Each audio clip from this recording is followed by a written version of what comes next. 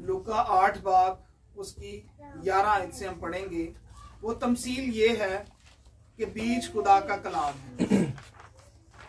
राह के किनारे के वो हैं जिन्होंने सुना, फिर इब्लीस आकर कलाम को उनके दिल से छीन ले जाता है। ऐसा ना हो कि ईमान लाकर निजात पाए। तो मेरा ये सवाल है आपसे कि राह के किनारे जो है कौन है? जो इतो सुन के जाते ने ते बाहर जा काट देते। हालेलुया। और कोई?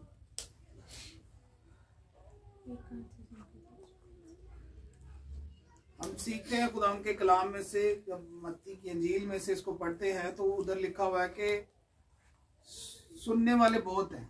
हम सुनते हैं लेकिन कलाम को समझते नहीं। मसला ये है कि हम सुन लेते हैं लेकिन जब तक हम कलाम को समझेंगे नहीं। हम देखते हैं कि हम बगैर गाड़ी को सीखे हुए गाड़ी को नहीं चलाते। कहते हैं कि अभी मैंने पूरी गाड़ी नहीं सीखी तो मैं रोड पे नहीं आऊंगा। कितने फोकस, कितना अपनी जान का हमको प्यार है, हम कितनी हिफाजत करते हैं। और जब फैमिली साथ हो तो हम और भी एहतियात से गाड़ी को चलाते हैं कि मेरी फैमिली जो है वो क्या हो जाए, एक्सीडेंट कहीं लग गई तो हम इसी टाइम हलाक हो जाएंगे। लेकिन हम ये देखते हैं कि जब कलाम को हम सुन रहे होते हैं तो फिर हमारे ख्याल कलाम के दौरान कहीं और पहुंचे होते हैं। जब हम कलाम को सुन रहे होते हैं वो इज्जत, वो कलाम को रिस्पेक्ट नहीं दी जाती, वो फोकस नहीं दिया जाता। जो कि हम एक गाड़ी चलाते हुए कितनी फोकस से चल रहे होते हैं कि आगे वाला कोई टर्न आने वाला होता है तो बड़े हम एहतियात कर लेते हैं कि कोई बाइक आके मुझ में ना लग जाए। तो कितनी जो है फोकस तरीके से, कितने ध्यान से हम जो है वो सड़क पे जा रहे होते हैं। ऐसे ही राह में हम अगर राह और जिंदगी के ट्रैक पे हैं तो फिर कलाम को हम समझेंगे, फिर हम सुनने वाले नहीं होंगे। जो जिसने कलाम को समझने वाला बना है उसकी नस्लें बदल गई है, उनका नाम बाइबल मुकद्दस में है। और जिसने कलाम को इज्जत दी है, कलाम को लिखा है, कलाम को पढ़ा है, कलाम की प्रेज की है, उसने खुदा ने अपने हर नाम से ज्यादा अपने कलाम को इज्जत दी है। जब हम कलाम को इज्जत देने वाले बन जाएंगे, लोगों में आपकी इज्जत को खुदा बढ़ा देगा। इज्जत तेरे की बताएगा यकूब दा खुदा। हमारी सब चीजों का हल कलाम में है। हमने इसको रिजेक्ट किया हुआ है। घरों में भी बाइबल जो है वो कहाँ पे पड़ी हुई, कबर्ड में पड़ी हुई है, वो शायद हम खोलते ही नहीं। तो इस वजह से हमारी जिंदगियों में भी बरकतें बंद पड़ी हुई। आज हमारे मोबाइल में इतनी ज्यादा एप्स होंगी लेकिन बाइबल मुकद्दस हम इसको नहीं रख रहे कि मुझे वो एप्स छोड़नी पड़ेंगी। हम इसको रखेंगे तो वो एप्स खुद ब खुद छूट जाएंगी जब हम इसको पढ़ेंगे। लेकिन हमने क्या किया हुआ है कि उन एप्स को नहीं छोड़ सकते, इसलिए बाइबल मुकद्दस को बीच में नहीं रख रहे कि बाइबल मुकद्दस पाक है लेकिन जो आपका बदन पाक है, जिसको हम दूसरी चीजों से गंदा कर रहे हैं, क्या वो हमारी जिंदगी में कलाम जब आएगा। इसलिए दाऊद नबी कहते हैं कि मैंने तेरे कलाम को अपने दिल में रख लिया ताकि तेरे खिलाफ गुनाह ना करूं।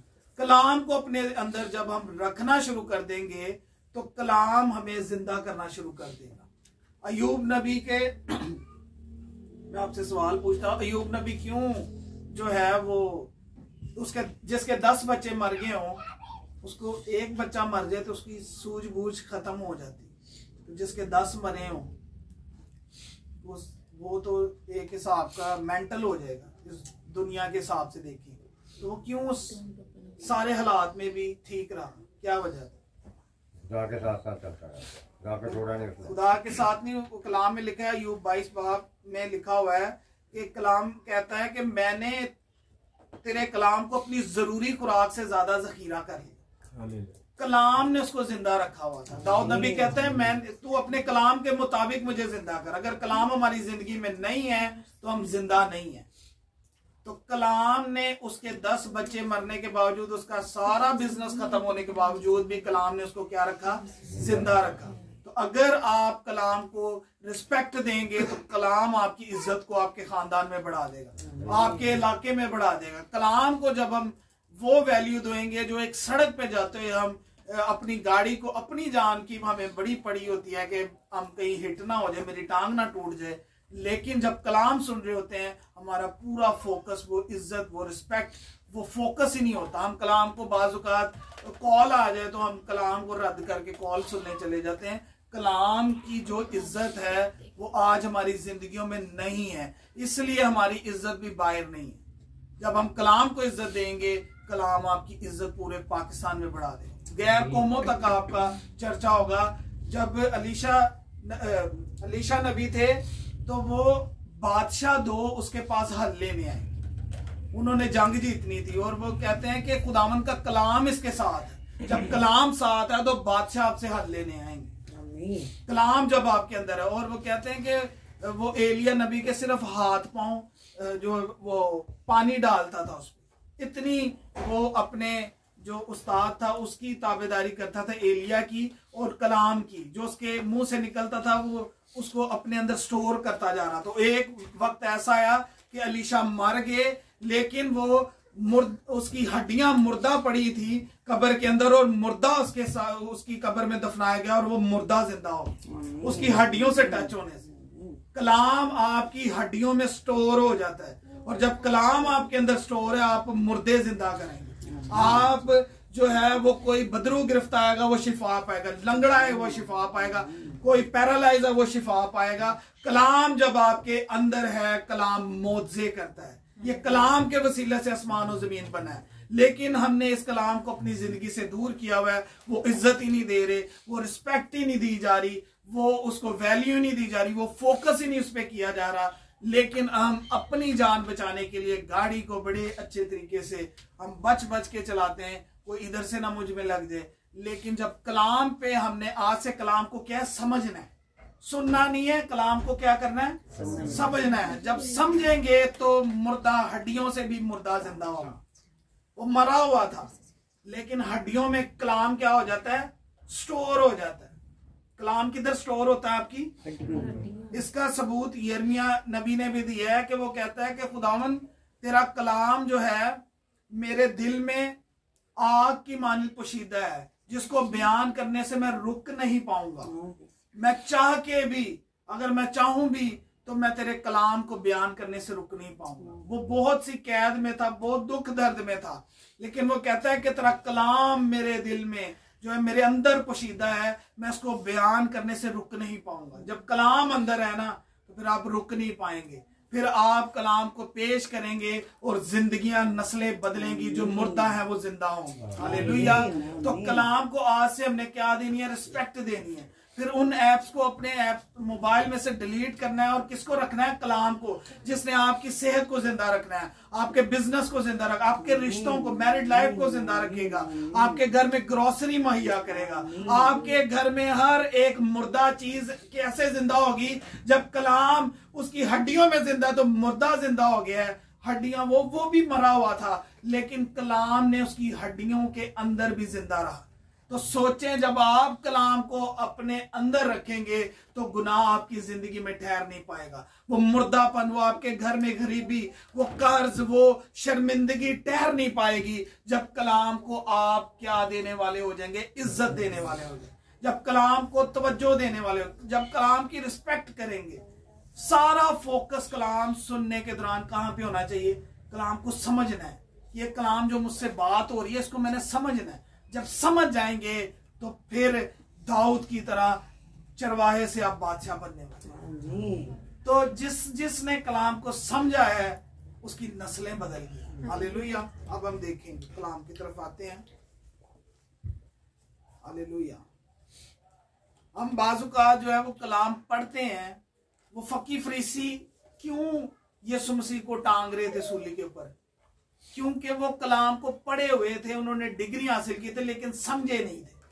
अगर वो समझ जाते तो यीशु मसीह को अपना निजात देंदा कबूल कर लेते। आज हम कलाम को सिर्फ सुन रहे हैं, पढ़ रहे हैं, लेकिन समझ नहीं पा रहे। लूका 24:45 में आप नोट कर लीजिए, यीशु मसीह के शागिर्द जो थे वो बदरूहें निकाल रहे थे, वो मिशन वर्क कर रहे थे, वो सारी हीलिंग कर रहे थे। यीशु मसीह जिंदगी को, कलाम को सामने सुन रहे थे, लेकिन उनके ज़हन बंद थे। लेकिन लूका 24:45 में आप देख लीजिए, यीशु मसीह ने अपने शागिर्दों के ज़हनों को खोला ताकि वो किताबे मुकद्दस को समझ पाए। उससे पहले वो समझे नहीं थे, वो वो क्या कर रहे थे, मिनिस्ट्री रन कर रहे थे, वो मुर्दों को जिंदा कर रहे थे, वो बीमारों को शिफा दे रहे थे, वो हीलिंग कर रहे थे, वो घरों को, जिंदगियों को बचा रहे थे, लेकिन ज़हन क्या थे, बंद थे। तो आज बोल रहे हैं खुदा मेरे ज़हन को, जैसे तूने अपने शागिर्दों के ज़हनों को खोला, मेरे ज़हन को खोल ताकि मैं किताब मुकद्दस को समझ पाऊं। जिस दिन हम समझना शुरू हो जाएंगे, फिर हम भी, यसु ने कहा कि तुम मुझसे बड़े बड़े काम करोगे। लेकिन खुदावंद हमें ये तौफीक बख्शे कि हम पाक रूह के जरिए बड़े बड़े काम करें। और जब वो आप मर भी जाएंगे, आपकी हड्डियों के अंदर अगर अलीशा की तरह कलाम का मसा मौजूद है, तो फिर कब्रिस्तान में आज भी आपकी हड्डियों के साथ मुर्दा टच होकर जिंदा हो। तो जब हम आज से, अभी से कलाम को क्या करना है, स्टोर करना है, अपने अंदर जखीरा करना है। कोई भी बात आएगी आपके घर में, छोटी सी आफत आने लगेगी, आपके ज़हन में शैतान डालेगा, आपके बच्चे को बुखार होने वाला है, आप उसी टाइम कलाम को बोलेंगे। अगर कलाम आपके अंदर है कि मेरे बच्चे के दैनिया 10,000 गिर जाएंगे लेकिन कोई बीमारी इसके नजदीक नहीं आएगी, तो फिर वो बीमारी 10,000 बीमारियां भी आपके पाकिस्तान में आ जाएं, लेकिन आपके घर में एक भी बीमारी नहीं आएगी, क्योंकि आपके कलाम आपके अंदर स्टोर है और आप उस कलाम को क्या है, बोल रहे हैं। जब तक मुंह बंद है, आप देखें बीज को, आप किसान, आप घर भी कोई पौधा लगाएं, उसके बीज लें ना, तो वो हम देखते हैं कुछ दिन आलू रखे हो ना, तो वो सब्जी ना बनाए तो आलू में से क्या निकलना शुरू हो जाते हैं, बीज। लेकिन एक टाइम आता है वो सड़ना शुरू हो जाता है। तो ऐसे ही कलाम को जब हम इज्जत नहीं देते, फिर कलाम हमें, कलाम को जब हम रद्द कर रहे हैं, फिर कलाम भी हमें रद्द करके साइड पे कर देता है। इसके बारे में हम सबूत देख लेते हैं। सैमुल नबी जो है वो साउल नबी के पास आते हैं, उसने कहा कि तूने कलाम को रद्द कर दिया, इसने खुदावंद ने भी तेरी बादशाही को तुझे भी रद्द कर दिया, और उससे बादशाही क्या होगी, छीन लीगी और दाऊद बादशाह को दे देगी। जब कलाम को रद्द करके हम कॉल सुनने चले जाएंगे, जब कलाम को वो इज्जत ही नहीं देंगे कि मुझे इसकी जरूरत नहीं, फिर कलाम भी आपसे वो चीजें, बरकतें वो छीन लेगा, क्योंकि आप उसकी डिसरिस्पेक्ट कर रहे हैं।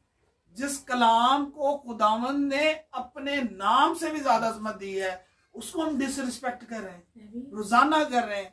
कलाम हमारी कबड़ में पड़ा हुआ है और हम उसको पढ़ ही नहीं रहे, पढ़ रहे हैं तो उसको समझ ही नहीं रहे, क्योंकि हम उसको जो है वो रिस्पेक्ट नहीं दे रहे।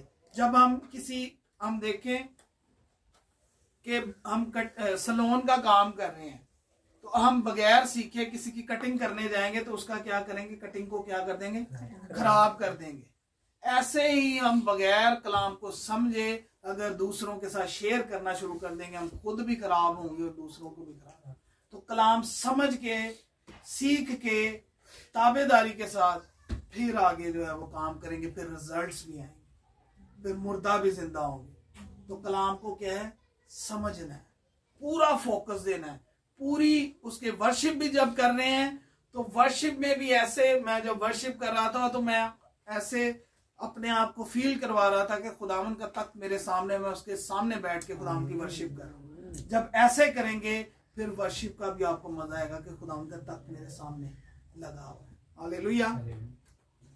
आगे हम देखेंगे,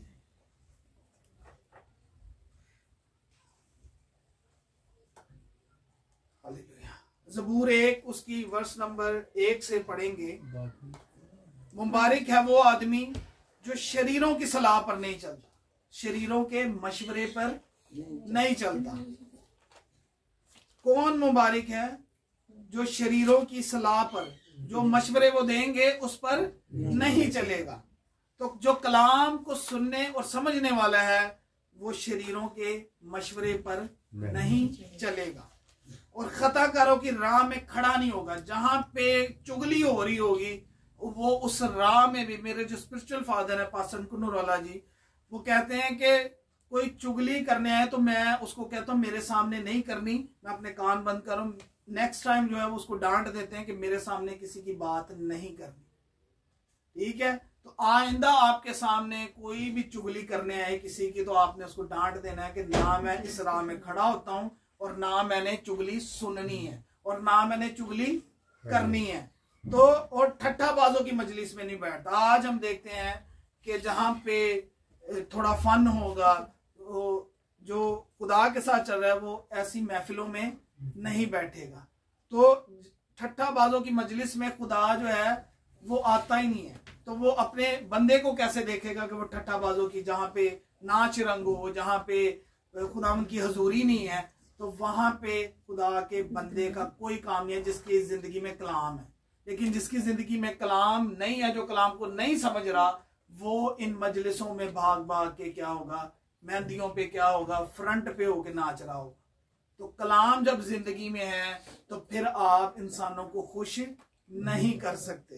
तो लिखा है ठट्ठाबाजों की मजलिस में नहीं बैठता, बल्कि खुदावन की शरीयत में उसकी खुशनुदी है। उसकी खुशी इन महफिलों में नहीं है, उसकी खुशी कहां पे होगी, जहां पे कलाम हो रहा होगा, जहां पे कलाम उसकी जिंदगी में आ रहा होगा। कलाम जब आता है तो जिंदगी आती है, कलाम जब आता है तो रहाई आती है, कलाम जब आता है तो नस्लें बदलती हैं, कलाम जब नाजिल होता है तो हालात बदलते हैं, कलाम जब आता है बहाली आती है, कलाम जब आता है कर्जा जाता है, कलाम जब आता है गरीबी के बंधन टूट जाते हैं, नस्लों के गुनाह खत्म हो जाते हैं। कलाम हमें क्या कर देता है, जिंदा कर देता है। हालेलुया।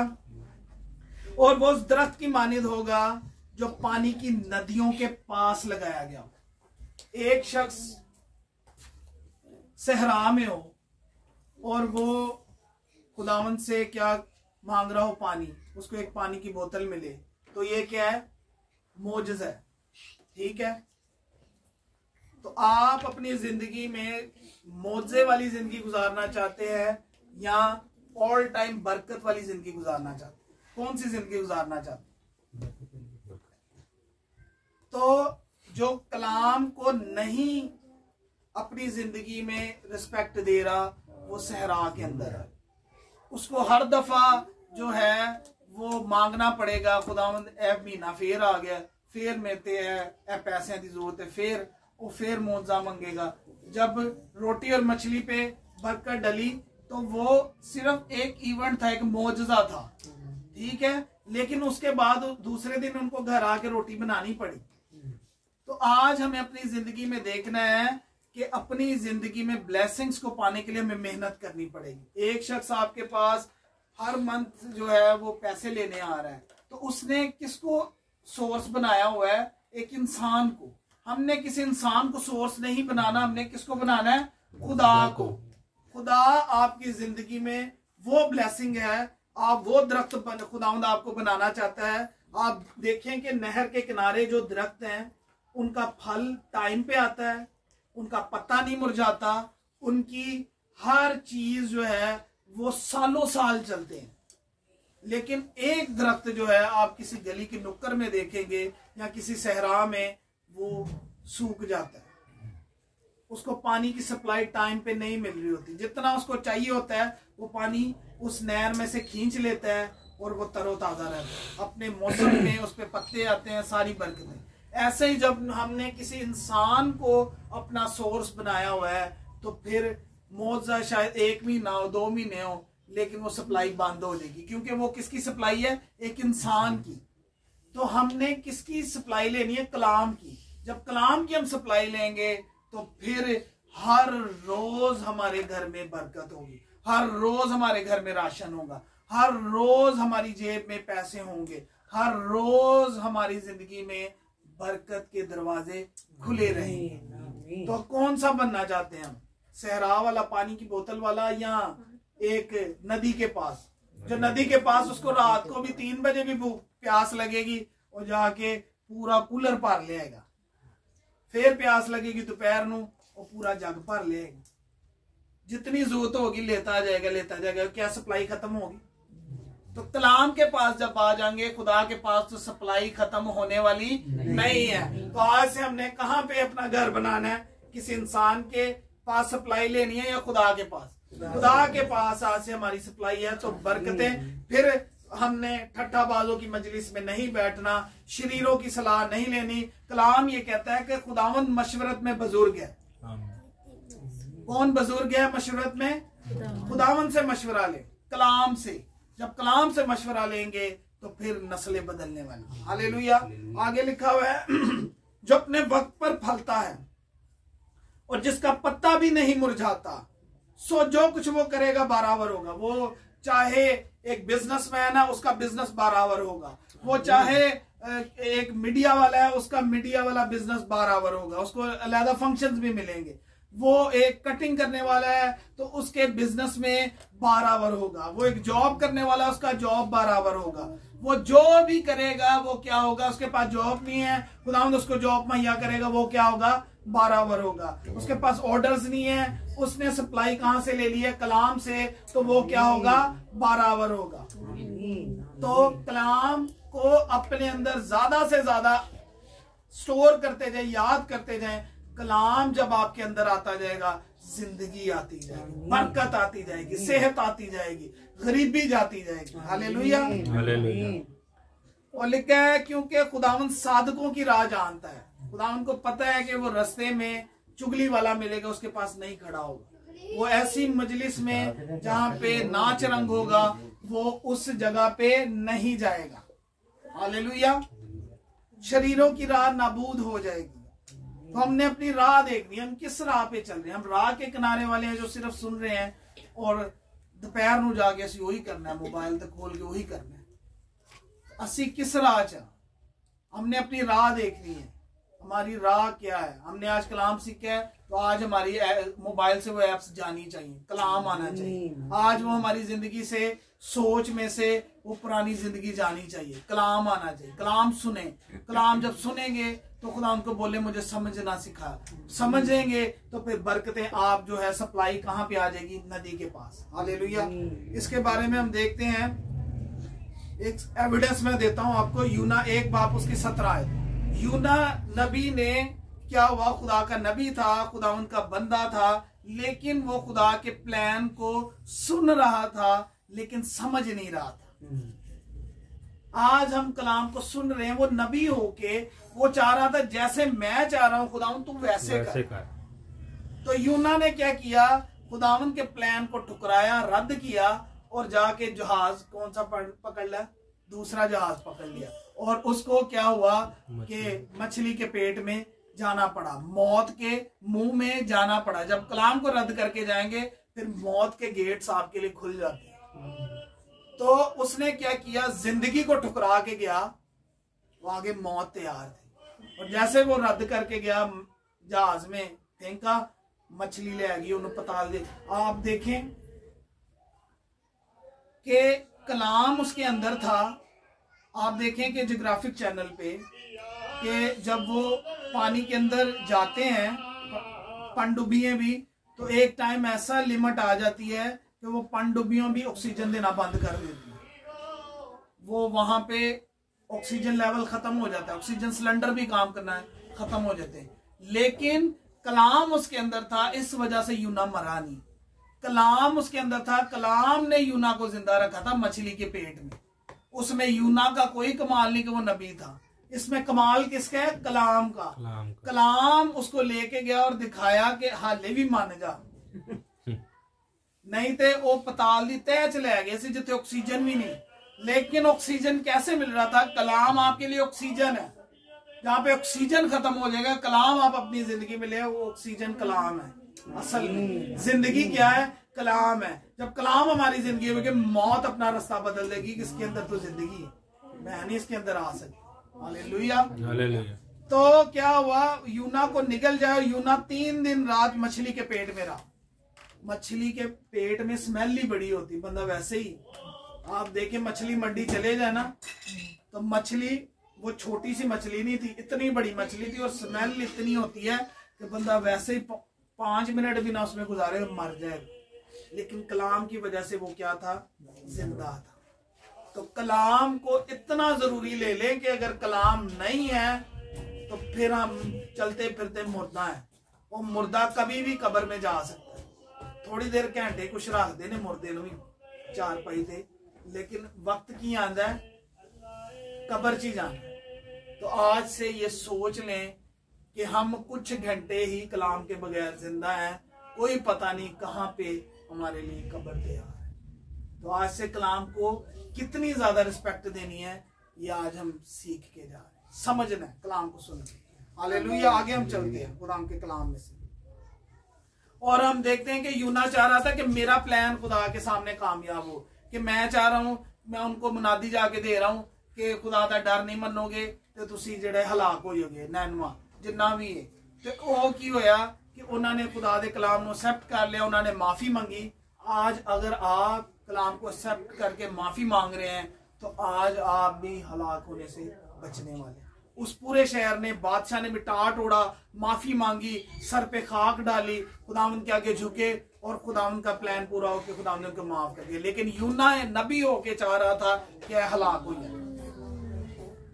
आज हम देख रहे हैं कि हम चाह रहे होते हैं अंधी मेरे नानी बांधी है, हलाक होइए। चाहे खुदा के लोग हैं लेकिन जिसके साथ हमारी नहीं बन रही, हम क्या कहेंगे, हलाक होइए, डिगे, मुदड़े मुंह डिगे। लेकिन हमने क्या चाहना है, हम खुदा की मर्जी को पूरा करना है। खुदा ये चाहता है कि हर किसी की तौबा तक नौबत पहुंचे। कलाम ये चाहता है कि लोग माफी मांगे, जिंदगी पाए। आज हमने अपने प्लान, थॉट्स को बदलना है। और क्या हुआ कि खुदावंद का प्लान पूरा हुआ, यूना का प्लान नहीं। कभी भी हमारा प्लान, कलाम हमारे मुताबिक नहीं चलेगा। साउल भी कलाम को अपने मुताबिक चला रहा था और अपनी बादशाही, और कलाम ये कहता है कि वो उकाबों से तेज, उकाब कितनी तेज है, आसमानों पे उसकी उड़ान थी साउल की। और कलाम ये कहता है कि वो शेरे बब्बरों से ज्यादा जोरावर थे। एक बब्बर में कितना जोर होता है, उससे भी ज्यादा, शेरे बब्बरों से भी ज्यादा जोरावर थे। लेकिन जाती जुलीत के सामने वो शर्मिंदा होकर खड़े थे क्योंकि उन्होंने कलाम को रद्द किया हुआ था, कलाम की नहीं सुनी थी। तो 40 दिन वो बेइज्जती बर्दाश्त करते रहे। जब हम कलाम की नहीं सुनेंगे तो बेइज्जती हमारे लिए तैयार है, शर्मिंदगी हमारे लिए क्या है, फेलियर हमारे लिए क्या है, तैयार है। लेकिन जैसे ही हम कलाम को इज्जत देंगे तो बुलंदियां, सरफराजियां, बरकतें। दाऊद ने रिस्पेक्ट दी। रात के 3-3 पैरों को, एक बादशाह हो जाए ना, कोई काउंसलर हो जाए तो कहते हैं एरिया मेरा है, तो उनके जी खाबो ख्याल च रहता है। लेकिन वो बादशाह होने के बावजूद रात के 3 पहर होते हैं, 3 पहरों में उठ के खुदा उनके कलाम पे ध्यान लगाता। आज हमारे पास थोड़ी सी दौलत आ जाए तो हमारा ध्यान, मैं नवा कोट लेना है, मैं नवी बाइक लैनी, मैं नवा कमरे जाया करना है, मैं वो करना है, वो साढ़े ख्याल ही बदल जाते। लेकिन बादशाह होने के बावजूद रात के 3 पहरों में उठ के खुदावन के कलाम पर क्या करता था, ध्यान लगाता था। और क्या हुआ कि खुदावन के कलाम पर ध्यान लगाता था। खुदावन वो चाहे बियाबान में भी था, वो खुश था, और उधर भी खुदावन के कलाम पे ध्यान लगाता था। खुदावन ने चरवाहे से उसको बादशाह बना दिया। हालेलुया। तो जिसने कलाम को इज्जत दी है वो भेड़ बकरियां चराता था, लेकिन बादशाह खुदावन के इज्जत, सरफराजी, बगैर इलेक्शन के खुदावन ने उसको बादशाह बनाया। तो आज जिसने भी कलाम को इज्जत देगा, माफी मांग के खुदावन के पास आएगा, वो खुदावन उसको उस एरिया में सरफराज करने, वो आप हो। Hallelujah, hallelujah. तो आगे हम देखेंगे। मैं ये पढ़ता होता था लेकिन ये मुकाशफा मुझे समझ नहीं आ रहा था, लेकिन ये जब कल खुदा ने कलाम को सिखाया तो ये मुकाशफा मुझे समझ आया। पैदाइश 49 बाब उसकी 21 है। मैं हमेशा बरकत के लिए जो है, अपने लिए और किसी के लिए भी बरकत चाहता था, तो ये मैं बोलता होता था। ये है यूसुफ, एक फलदार पौधा है। यूसुफ क्या है, आगे लिखे ऐसा फलदार पौधा जो पानी के चश्मे के पास लगाया। पूरे अपने भाइयों में से अकेला कौन फलदार पौधा था, यूसुफ। कितने भाई थे उसके, ठीक है, तो 12वां कौन था, यूसुफ। तो कल्ला ओ क्यों फलदार पौधा है, क्योंकि उसने, हम चाहते हैं हम फटाफट फलदार पौधा बन जाए, लेकिन यूसुफ की तरह उस प्रोसेस में से नहीं गुजरना चाहते। यूसुफ को बचपन में रोया मिली, उसने सुना, लेकिन उस रोया को उसने समझ लिया। यूसुफ को कब रोया मिली थी, बचपन में सिर्फ रोया मिली थी, कलाम मिला था, और उसको उसने क्या लिया, समझ लिया, पल्ले बांध लिया। उसके बाद क्या हुआ कि उसको उसके भाइयों से नफरत मिली, उसको कुएं में डाल दिया गया, मौत के कुएं में। उसके बाद गुलामी, उसके बाद उसे थोड़ी सी सरफराजी मिली, तो गुनाह कहां पे ले आया, एक कमरे के अंदर के गुनाह करें, ऑफर मिली गुनाह की। आज हमें देखें गुनाह की ऑफर मिले तो हम क्या करते हैं कि खुदा ने मैनू केड़ी ब्लैसिंग, उसको वो कह सकता था खुदा ने पहले मैनू कुएं छटवाया, मेरे भरावां तो नफरत मिली, हुण ते वो थोड़े ये गुनाह नूं असीं कहण लग पैने सानू सुख मिलन लगे। हम क्या कह देते ये गुनाह में थोड़ा सुख मिलन लगे, उनदे नाल कंप्रोमाइज कर लेना, कुछ नहीं हुंदा, इन्ने खुदा ने भी तो मेरे ते जुल्म करवाए ते मैं हुण थोड़ा सुख पा लूं। लेकिन वो सुख नहीं है, वो शैतान ने उनकी पूरी नस्ल नूं तबाह कर देना सी एक गुनाह की वजह तो। आज हम पहले फटाफट कह देते कि हम यूसुफ की तरह फलदार पौधा बनना चाहते हैं। क्या यूसुफ की तरह इन गुलामियों में से, इन कर्ज, उस दुख में से, जेल में से, वो सजा में से उसको नफरत की गई, उसको जेल में डाला गया, उसको कितने प्रोसेस, कितने सालों के बाद जाके वो क्या बना, फलदार पौधा बना। खुदावंद ऐसे फलदार पौधा नहीं बना देता, वो पूरी पूरी निचोड़ के जब तक पता नहीं चल जाता ये कलाम पे पूरा उतर रहा है, ये गुनाह जब इसके सामने ऑफर दी जा रही है तो ये गुनाह को एक्सेप्ट करेगा या नहीं करेगा। जब गुनाह को एक्सेप्ट कर लेंगे तो क्या यूसुफ फलदार पौधा बनना था? नहीं। गुनाह उसके सामने था, गुनाह ने उसे पकड़ लिया, लेकिन वो बंद कमरे में से भागा कि मेरा खुदा इधर भी मुझे देख रहा है। कलाम का डर था उसको और वो भागा, ईमान के साथ दरवाजे खुल गए। तो आज हम पहले क्या बनने चाह रहे हैं, फलदार पौधा, लेकिन आज राह दे विच कोई मिल जाए चार बीबियां ते साडी की हो जाएगी, उथे गलबात शुरू हुई ते असी, ये रियलिटी है। चार मर्द भी हो सकते हैं, वो भी किसी की बुराई कर सकते हैं, खाली और बहनों का नहीं है, मर्दों का भी। कई चार को वो किसी पास्टर की बुराई करना शुरू कर देंगे, वो किसी और की बुराई करना शुरू कर देंगे। तो जो खुदा के कलाम जिसके अंदर है वो चार लोगों में भी खड़ा होकर किसी आदम की बुराई नहीं करेगा, ना सुनेगा और ना करेगा। हालेलुया। और हम क्या है, हमने इस प्रोसेस में से गुजरना है तो फिर रिजल्ट आएंगे, फिर यूसुफ की तरह होंगे। क्या होंगे? फलदार पौधे, जो जिसकी सप्लाई कहां पे है?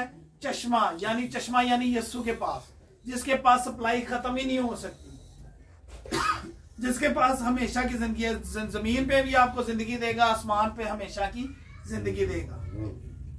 लेकिन उससे पहले हमें यूसुफ की तरह इस रगड़ाई में से गुजरना पड़ेगा। इस रगड़ाई में से हम गुजरना नहीं चाहते और हम कहते यूसुफ की तरह हम क्या हो जाए, फलदार पौधा। ये मेरे से भी कलाम हुआ है कि मैं मांग रहा था यूसुफ की तरह फलदार पौधा, लेकिन पहले ये रगड़ाई में से गुजरना पड़ेगा तो फिर फलदार पौधा हो जाएंगे।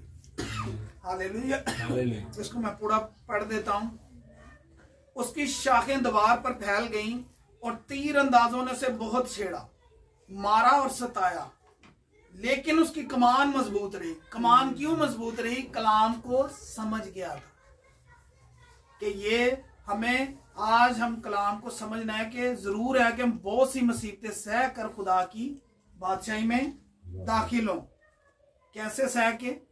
बहुत सी मुसीबतें, फिर फलदार पौधा, फिर आसमान पे भी हम क्या होंगे? फलदार पौधा। लेकिन उसकी कमान मजबूत रही और उसके हाथ और बाजुओं ने यकूब के कादर के हाथों से कुव्वत पाई। फिर वो कुव्वत में रहेगा, वो जोरावर में, कमजोर नहीं रहेगा। वो हमेशा क्या रहेगा? जोरावर रहेगा। और लिखा है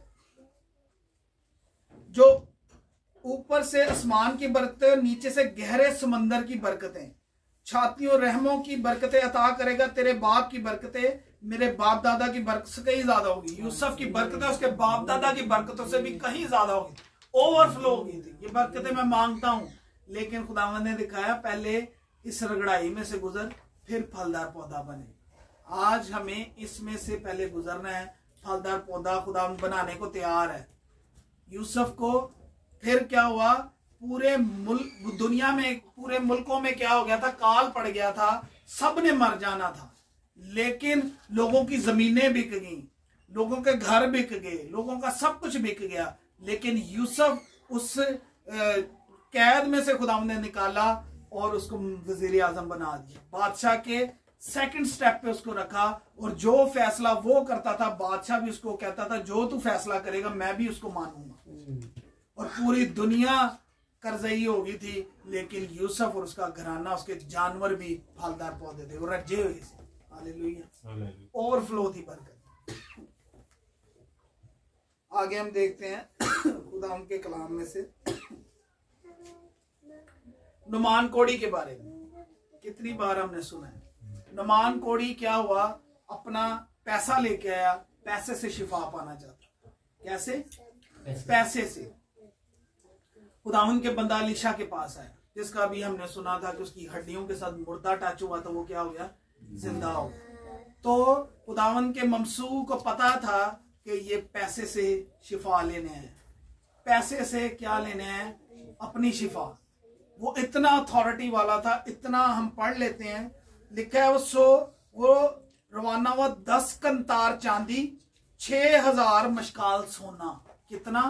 6000 मशकाल सोना और 10 जोड़े कपड़े अपने साथ ले। इतना लिखा है कि 10 कंतार चांदी और 6000 मशकाल सोना। इतना ज्यादा कि वो उस मुल्क के एक वजीर आजम से ज्यादा ब्लेस हो सकता है। लेकिन खुदा के बंदा ने क्या किया?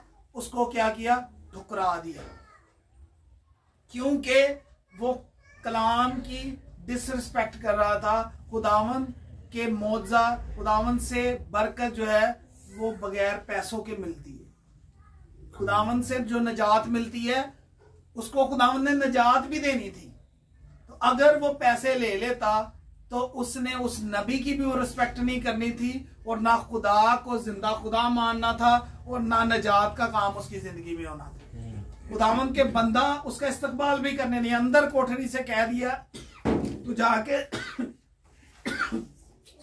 यर्दन में कितने गोते ले? 7 गोते ले, तो तू क्यों हो जाएगा नुमान कोड़ी, शिफा पा जाएगा। उसने क्या किया? खुदा के बंदे की बात को डिसरिस्पेक्ट की है और चल दिया। उन्हें क्या साढ़े मुल्क च ऐसा बड़े और यर्दन ने ऐसा बड़े साढ़े मुल्क च दरिया ने नदियां ने, हो सकता उनके घर इस तो बड़ा स्विमिंग पूल होए वो ने, मैं तो उत्थे गोते ले लांगा तो मैं की है शिफा उत्थे भी पा सकना। लेकिन जो कलाम की आज्ञाकारी है, जो कलाम का आपको बताया गया है कि उस पर ऐसे अमल करना है, उसने उस पर क्या किया? अमल नहीं किया और चल दिया। उसको किस पे मान था? अपने पैसे पे घमंड था। वो उस पे लेके आया था कि मैं इससे शिफा पाऊंगा, मैं इससे उस नबी को खरीद लूंगा। लेकिन असल जो खुदा का नबी है वो बिकता नहीं है। इसीलिए अलीशा की हड्डियों में कलाम का मसा मरने के बाद भी मौजूद था। आज मसा जिंदा होने के बावजूद भी हाथ रखो तो कोई बदरू ही नहीं गल मानती। क्यों? क्योंकि इत्थे कलाम नू डिसरिस्पेक्ट किया, इत्थे लालच की हुई। क्या अलीशा लालच करता तो मौजा होता? उसने लालच नहीं। इतनी बड़ी ऑफर, और उसने क्या कर दिया? जिसने कलाम को रिजेक्ट किया, नबी ने उस पैसे को रिजेक्ट कर दिया, उसका इस्तकबाल करने भी नहीं है। आज आपके घर कोई वजीर आजम आए, असी उन्होंने स्टेज पे चढ़ा लेने, आयो ही खुदा के मजबे पे भी चढ़े। आज हम देखते हैं खुदा के मजबे पे भी किसको चढ़ाया हुआ? गैर कौमों को। तो आज वो अलीशा नबी के देखे, उसने उसका वेलकम करने भी नहीं है। उसकी अथॉरिटी का, उसके पैसे का उस पर कोई असर नहीं। जो खुदा का सही ओरिजिनल दास नबी है वो ये काम नहीं करेगा। उसने किसको रिस्पेक्ट दी? खुदा को, खुदा के कलाम को। और क्या रेफरेंसेस का नुमान कोड़ी 2 सलातीन 5 बाब, ये आप पढ़ लीजिएगा जाके। तो क्या हुआ? उसके नौकर ने उसको कहा कि तू अगर खुदा का नबी कोई बड़ा काम कहता तो तू क्या वो ना करता? तो उसने कहा कि तेरे पास ही है, हम रास्ते में से गुजर रहे हैं, तो तू कर ले। जैसे उसने 7 गोते यर्दन में लगाए, वो शिफा पा। और फिर क्या हुआ? उसकी सारी अकड़ मैं निकल गई कि वाकई ही मैं अपने धन दौलत से खुदा को खरीदने आया था, उसके नबी को, लेकिन मैं खरीद नहीं पाया। और क्या हुआ? वापस आके उसने क्या कहा, हम देख लेते हैं। इसको निकालें 2 सलातीन 5 बाब।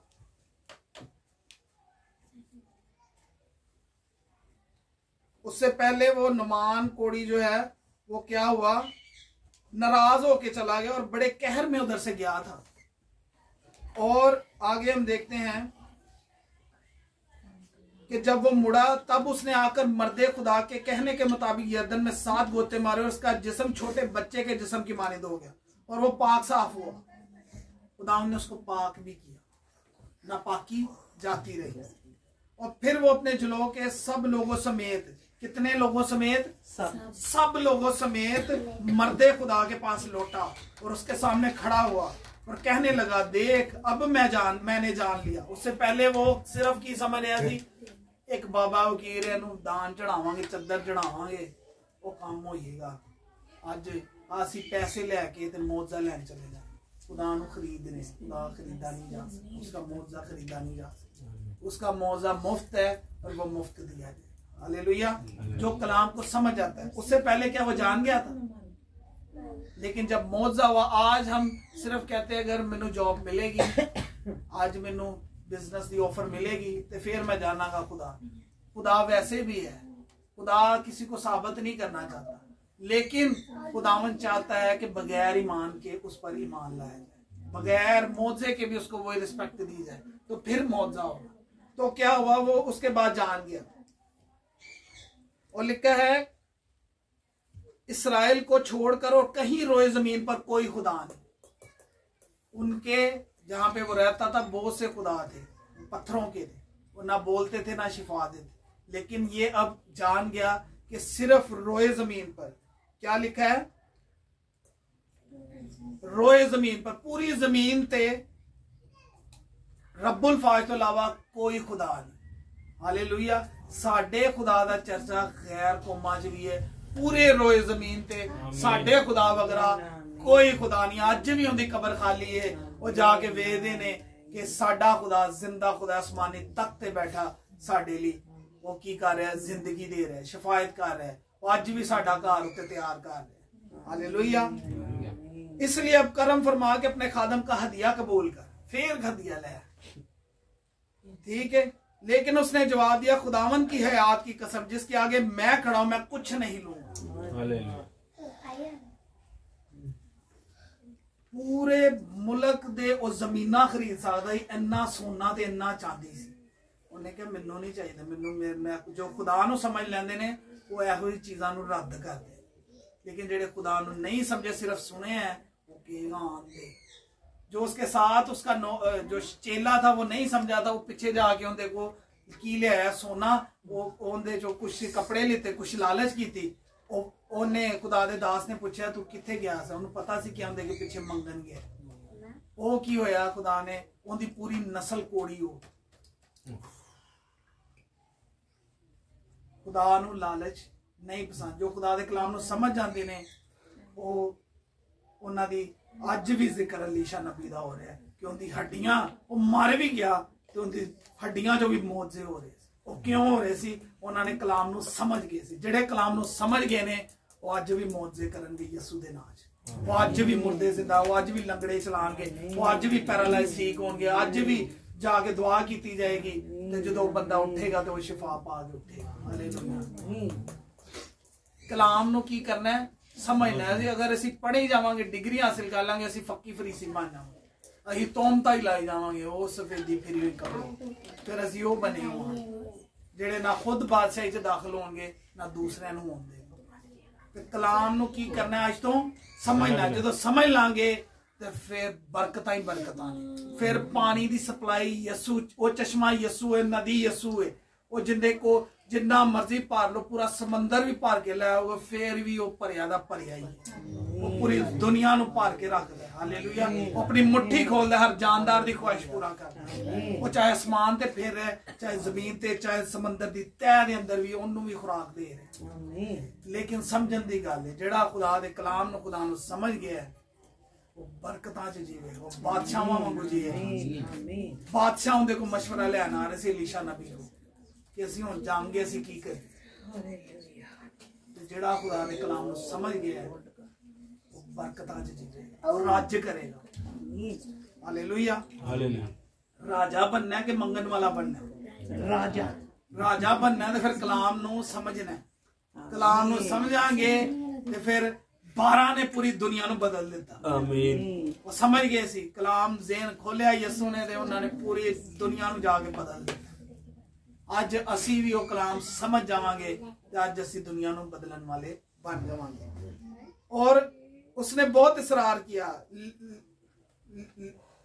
किया कि ले, पर उसने इनकार किया। तब नुमान ने कहा अच्छा मैं तेरी मिन्नत करता हूं कि तेरे खादम को 2 खच्चरों का बोझ मिट्टी दी जाए। वो ओंदे को तो कुछ नहीं लेके गया, लेकिन ओंदे को 2 खच्चरां दी मिट्टी तोड़े प्रवाह के ले गया। हालेलुया। खुदा दे दास ने कुछ नहीं लिखता, लेकिन उन्होंने उतो नजात भी लै गया, जिंदा खुदा भी लैके गया, वो खुदा नूं भी जान गया, शिफा भी लैके गया और उन्होंने किन्नू मन्निया रब्बुल फाज। वो सारे लोगों ने यीशु को कबूल कर लिया। हालेलुया।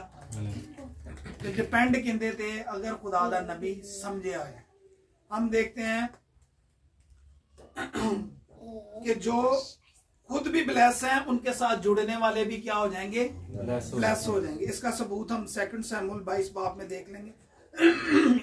ये इसलिए आपको एग्जाम्पलें दी जा रही हैं कि आपने अच्छी चर्च के साथ जुड़ना है, जो खुद ब्लेस हो रहे हैं उसके साथ जुड़ने वाले भी, जो कलाम को समझे हुए हैं उसके साथ रहने वाले भी क्या हो जाएंगे, समझने वाले बन जाएंगे। तो 2 शमूएल, एक मिनट मैं आपके सामने रखता हूँ। सॉरी 1 शमूएल 22 बाब। 1 शमूएल 22 बाब। इधर लिखा हुआ है और सब कंगाल, कितने, सब कंगाल, सब कर्जेदार और सब बिगड़े दिल, कितने, सब कंगाल, सब कर्जदार, जिन्ना दे की चढ़िया सी कंगाल, जेब च कुछ भी नहीं, कार खान ली कुछ भी नहीं, सब बिगड़े दिल उसके पास जमा हुए। किसके पास, दाऊद नबी के पास, क्योंकि वो खुदा के कलाम को समझा हुआ था और इतना समझा हुआ था कि मुकाशवा में भी जाके यीशु कहता मैं दाऊद की असल हूं। क्या किसी के बारे में कहा यीशु ने जाके, उसने मुकाशवा में भी एंड जहां पे हो रहा है उधर भी जाके कह रहा है मैं दाऊद की असल हूं। क्यों असल है, रात के 3-3 पहरों को उठ के खुदा के कलाम पे ध्यान लगाता था, बादशाह होने के बावजूद। जब हम खुदा के कलाम पे ध्यान लगाने वाले हो जाएंगे फिर खुदावन जेड़ा है वो साडा भी ना उच्चा करे। तो मुझे फख्र होता है कि खुदा ने, यीशु ने दाऊद के बारे में जाके कहा मैं दाऊद की असल। हालेलुया, कितनी बड़ी बात है। यीशु ने कहा कि मैं दाऊद की असल, जो कलाम को समझ गया और ये कलाम को समझा हुआ था दाऊद। और आप देखेंगे कितने कंगाल थे, सब कंगाल, सब कर्जदार, सब बिगड़े दिल उसके पास जमा हुए। किसके पास, दाऊद नबी के पास, क्योंकि वो खुदा के कलाम को क्या हुआ था, समझा हुआ था और वो उनका सरदार बना। और उसके साथ करीबन 400 आदमी हो गए। ये कौन सी छोटी सी सेना थी 400 आदमी की। और जब हैकल बनी तो ये 400 कंगाल जो थे वो इतने ज्यादा ब्लेस थे कि सबसे ज्यादा सोना भंडार हैकल में देने वाले, सबसे बड़े सीड बोने वाले यही कंगाल थे। तो जब आप खुदा के उस दास के साथ, उस चर्च के साथ जुड़ जाएंगे जो खुद ब्लेस हो रहे हैं, जो खुद कलाम को समझे हुए हैं, फिर आप भी कलाम को समझने वाले हो जाएंगे और आप भी बड़े बड़े सीड बोने वाले, वो रईस सरदार बन गए थे, वही कर्जदार। तो फिर आज से हमने कहां पे जुड़ना है, जहां पे ब्लेसिंग है। तो खुदा के कलाम को जो समझने वाला खुदा का दास है उसके साथ जब आप जुड़ जाएंगे आप भी समझने वाले बन जाएंगे। आपकी ब्लेसिंग भी जैसे दाऊद ओवरफ्लो ब्लेस था। ये कितने 400 लोग कंगाल थे, आगे आप जाके पढ़ लीजिएगा। यही खुदा के जब हैकल बनने वाली थी तो बड़े बड़े इन्होंने सीड बोए थे। इन कंगाल इतने ब्लेस हो गए थे किसके साथ जुड़ने के, खुदा के दास के अंडर रहने के, दाऊद नबी के। तो जब आप ऐसे जुड़ जाएंगे तो खुदा आपको भी ओवर ब्लेस करना। खुदा उनके कलाम के पढ़े से खुदा की बरकत हो। हालेलुया।